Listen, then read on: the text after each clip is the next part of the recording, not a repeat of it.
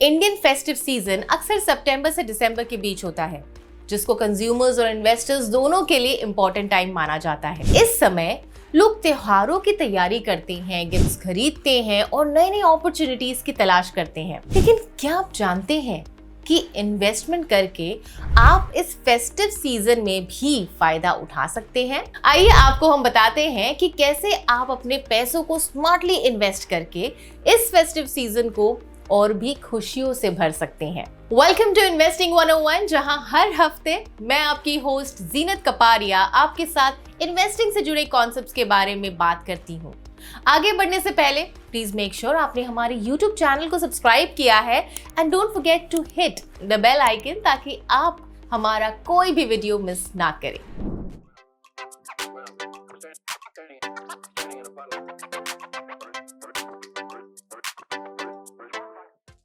First of all, a very happy Deepavali to all of you. Season celebratory है और चलिए हम भी देखते हैं प्रीवियसली फेस्टिव सीजन में मार्केट में क्या ट्रेंड हो रहा है। 2020 में इकोनॉमिक डाउनटर्न आया था कोविड की वजह से। Despite that Nifty index rallied over 60% from the March lows और ये रैली डेफिनेटली फेस्टिव सीजन में लोगों को इन्वेस्टमेंट बढ़ाने आई थी। पिछले 10 साल में सेंसेक्स एंड निफ्टी ने ऑन एन एवरेज 6 to 7% का गेन दिखाया है फेस्टिव सीजन में। इसे हम ये कह सकते हैं कि यूजुअली फेस्टिव सीजन के चलते मार्केट अच्छा परफॉर्म करता है। अब जब बात कर रहे हैं गेन्स की, तो क्यों ना हम कुछ इन्वेस्टमेंट ऑप्शंस देखें जिनको आप कर सकते हैं एक्सप्लोर इस फेस्टिव सीजन में। But before we move ahead, हमें ये भी जानना जरूरी है दैट कुछ ग्लोबल फैक्टर्स की वजह से मार्केट थोड़ा वल्नरेबल हो सकता है। सो अपनी रिसर्च को अच्छे से करना काफी जरूरी है for you as a smart investor. पहला investment is a festive season special. सदियों से गोल्ड इन्वेस्टमेंट्स तो हमारे पेरेंट्स, ग्रैंड पेरेंट्स करते ही आ रहे हैं, राइट? जैसे ही धनतेरस आता है हम गोल्ड खरीदने जाते हैं। फिजिकल गोल्ड लेना अच्छा है अगर आप उसको डेली बेसिस पे यूज करते हो, जैसे गोल्ड इयररिंग, रिंग। पर जब आप उसको इन्वेस्टमेंट पर्पज से लेते हो तो आपके पैसे का नुकसान हो सकता है। मेकिंग चार्जेस, जीएसटी और सेफ्टी इश्यू अलग अलग प्रॉब्लम है। इसीलिए अगर आप इन्वेस्टमेंट का सोच रहे हो तो सोवरेन गोल्ड बॉन्ड आपके लिए एक बेटर ऑप्शन हो सकता है इन्वेस्ट करने के लिए इस फेस्टिव सीजन में। सोवरेन गोल्ड बॉन्ड में आपको 2.5% का रिटर्न्स मिलता है एवरी ईयर, प्लस ये आरबीआई इश्यू करती है डिजिटल फॉर्म में, तो सेफ्टी इश्यूज भी नहीं है। Exchange traded funds ETF mutual fund जैसे होते हैं, लेकिन वो ट्रेड होते हैं स्टॉक्स की तरह। यानी ETF स्टॉक और म्यूचुअल फंड का कॉम्बिनेशन होता है। ETF रेप्लिकेट करता है अंडरलाइंग एसेट को और वो ट्रेड होता है स्टॉक एक्सचेंज पे।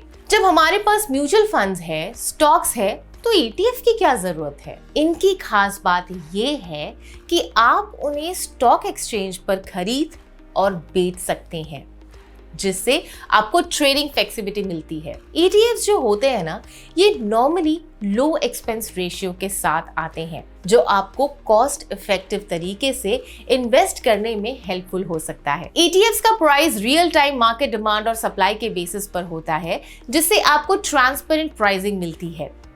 ETFs के कुछ एग्जाम्पल्स देखें तो Nifty 50 ETF, Sensex ETF, Nifty next 50 ETF etcetera. Nifty 50 ETF का मतलब है कि आप 50 कंपनीज में इन्वेस्ट करते हो एक ही टाइम पर।